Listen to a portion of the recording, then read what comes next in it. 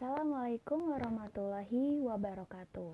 Apa kabar adik-adik semua? Semoga kalian senantiasa sehat dan selalu dalam naungan Allah Subhanahu wa taala. Amin amin ya robbal alamin.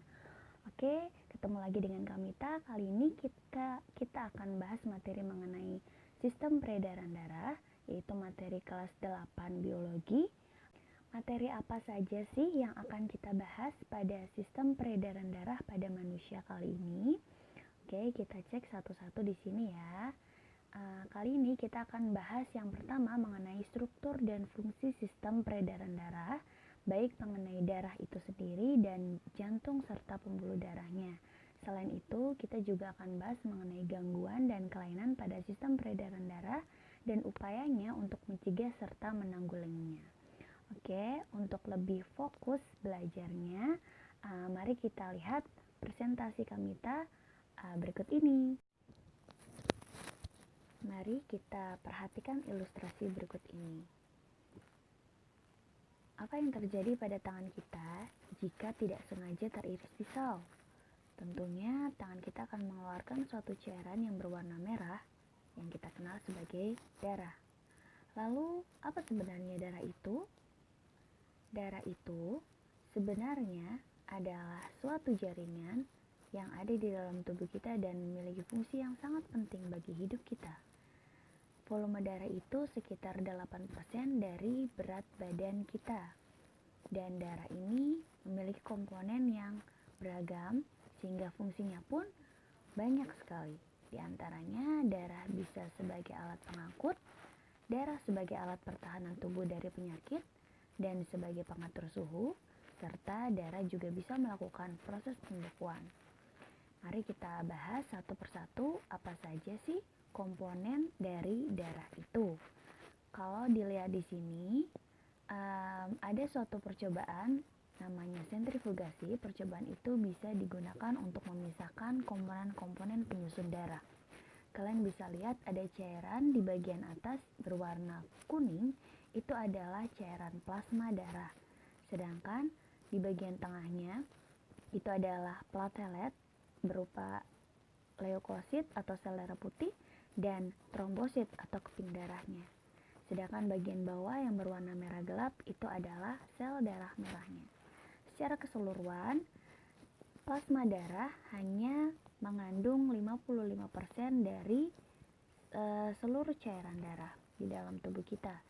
Sedangkan sisanya 45% itu terdiri dari sel darah merah, sel darah putih, dan keping darah. Yang pertama akan kakak bahas di sini adalah mengenai plasma darah. Plasma darah tadi berupa cairan yang berwarna kekuningan dan dia berjumlah 55% dari total darah dalam tubuh kita. Di dalam plasma darah terkandung 90% air dan sisanya 10% berupa zat terlarut di dalamnya. Plasma darah ini memiliki fungsi untuk mengangkut sari makanan, hormon, dan zat sisa metabolisme.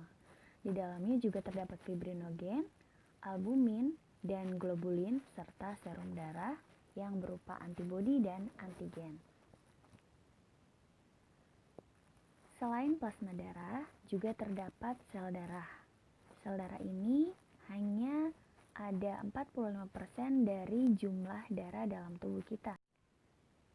Sel darah pada manusia terbagi menjadi 3 macam, yaitu eritrosit atau sel darah merah yang jumlahnya paling banyak, yaitu 5-6 juta tiap 1 mm kubiknya.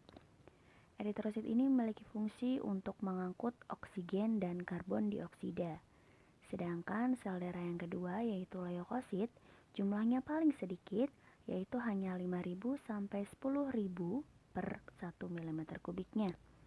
Leukosit sendiri memiliki fungsi untuk membentuk antibodi dan melawan zat asing.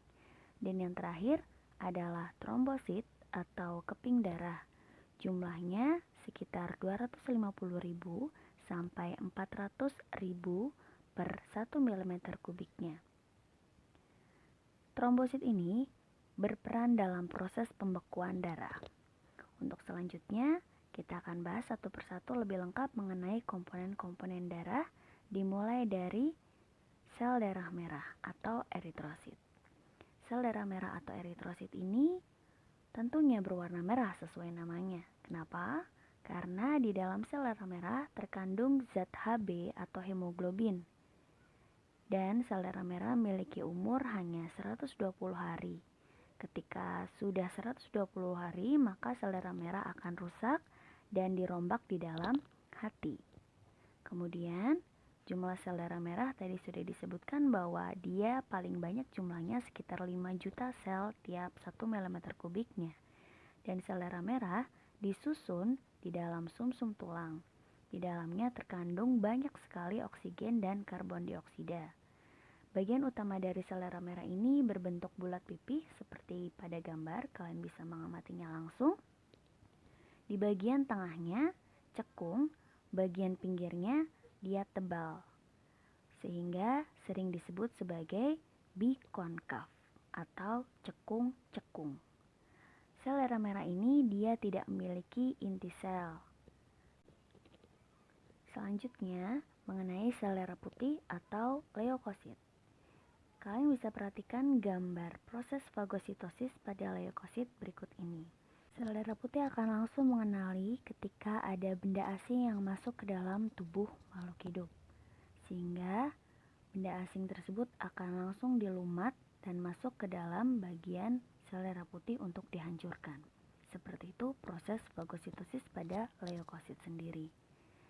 Sel darah putih ukurannya lebih besar dari sel darah merah. Dan dia memiliki inti sel. Dan bentuk inti selnya ini tidak tetap atau amoeboid. Biasanya bentuk inti sel pada sel darah putih ada yang berbentuk seperti huruf U, ada yang berbentuk seperti lingkaran, dan lain sebagainya. Dan sel darah putih sama seperti sel darah merah dibentuk juga di dalam sumsum merah.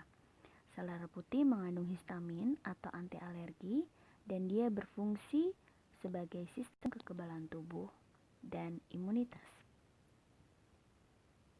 Kemampuan sel darah putih dibandingkan sel darah yang lainnya adalah dia memiliki kemampuan untuk diapedesis dan fagositosis.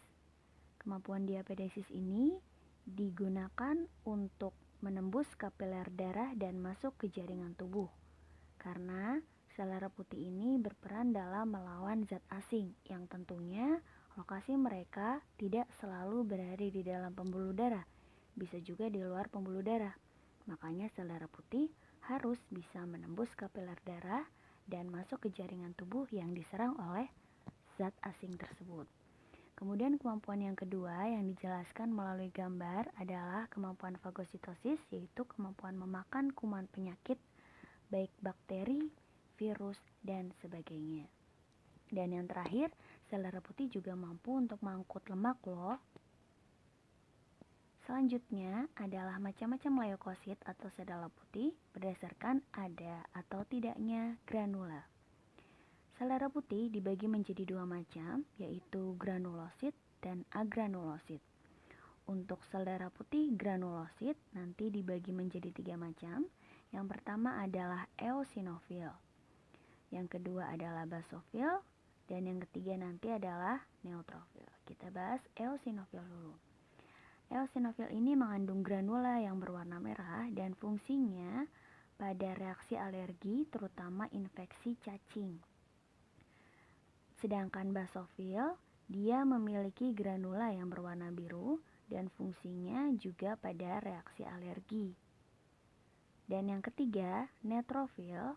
Neutrofil ini memiliki granula yang berwarna keunguan dan disebut juga sebagai sel-sel PMN atau polimorfonuklear. Neutrofil ini berfungsi sebagai fagosit untuk menyerang patogen. Sedangkan untuk leukosit yang agranulosit atau yang tidak memiliki granula hanya terdiri dari dua macam saja, yaitu limfosit dan monosit. Yang pertama dibahas mengenai limfosit dulu. Jika dilihat dari penampakan gambarnya di sini, limfosit memiliki inti sel yang paling besar. Limfosit ini ada dua jenis, yaitu sel B dan sel T, dan keduanya berfungsi untuk imunitas dan kekebalan tubuh. Sedangkan monosit merupakan leukosit yang paling besar di antara leukosit lainnya, baik yang granulosit maupun agranulosit lain. Dan fungsi dari monosit sendiri untuk mencerna sel-sel yang rusak atau mati dan membantu sistem kekebalan tubuh.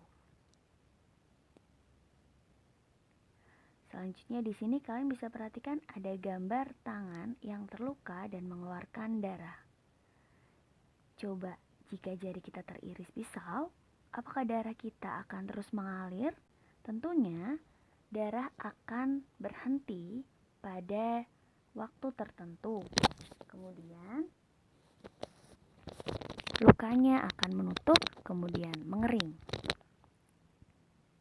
Lalu, mengapa hal itu bisa terjadi? Mengapa darah bisa mengering dan lukanya bisa tertutup? Kita akan bahas salah satu komponen darah yang berperan dalam hal itu, yaitu keping darah atau trombosit. Keping darah atau trombosit berukuran kecil dan bentuknya tidak teratur. Dia bisa berbentuk oval, bulat, dan bahkan memanjang. Keping darah tidak memiliki inti sel ataupun granula dan umurnya hanya 5-9 hari. Keping darah inilah yang berperan dalam proses pembekuan darah dan pada keadaan normal dalam 1 ml darah terdiri dari 200.000 sampai dengan 400.000 butir keping darah. Berikut adalah skema proses pembekuan darah ketika terjadi luka pada jaringan tubuh. Ketika jaringan rusak, maka bagian di dalam pembuluh darah, yaitu keping darah, akan pecah. Ketika keping darah atau trombosit pecah, dia akan mengeluarkan enzim tromboplastin atau enzim trombokinase, di mana enzim ini berperan untuk mengubah protombin menjadi trombin dengan bantuan vitamin K dan kalsium. Trombin yang dihasilkan inilah nantinya akan mengubah fibrinogen menjadi benang-benang fibrin. Nah, benang-benang fibrin inilah yang nantinya akan menutup jaringan yang rusak sehingga darahnya berhenti dan lukanya pun tertutup dan mengering. Seperti itu proses pembekuan darah. Itu saja materi pada hari ini. Untuk evaluasinya, yang pertama, coba kita bahas bersama-sama sel darah yang berfungsi dalam proses pembekuan darah saat luka itu apa ya? Untuk menjawabnya, mari kita ingat lagi materi sebelumnya bahwa sel darah itu ada 3 macam, yaitu sel darah merah yang berperan dalam membawa oksigen dan karbon dioksida. Yang kedua, sel darah putih yang berperan sebagai kekebalan tubuh. Dan yang ketiga adalah trombosit atau keping darah. Dialah yang berperan dalam proses pembekuan darah. Jadi, untuk nomor 1 ini, sel darah yang berfungsi dalam proses pembekuan darah saat luka adalah keping-keping darah atau yang biasa dikenal sebagai trombosit. Sedangkan plasma darah di sini, dia berperan untuk membawa nutrisi dan sisa metabolisme di dalam darah. Plasma darah ini juga membawa serum seperti antibodi dan antigen. Kemudian soal yang kedua adalah dari pernyataan berikut ini, manakah yang bukan fungsi darah? Kita lihat satu-satu. Yang A, mengangkut oksigen dan karbon dioksida. Kita ingat lagi, masih ada kaitannya dengan soal yang pertama bahwa fungsi dari mengangkut oksigen dan karbon dioksida dimiliki oleh sel darah merah. Dan sel darah merah termasuk bagian dari darah, berarti betul. Yang kedua, pembunuh kuman. Ini dimiliki oleh sel darah putih atau leukosit yang merupakan komponen darah juga. Yang ketiga, untuk meneruskan rangsangan dari otak. Khusus untuk ini, rangsangan dari otak disambungkan oleh sel saraf. Jadi, dia bukan termasuk dari fungsi darah. Jadi jawabannya sudah pasti adalah C ya. Kenapa? Karena yang D sudah jelas mengangkut sisa metabolisme itu adalah fungsi dari plasma darah. Sekian pembahasan materi sistem peredaran darah kali ini. Semoga ilmunya bisa bermanfaat. Jazakumullahu khairan. Wassalamualaikum warahmatullahi wabarakatuh.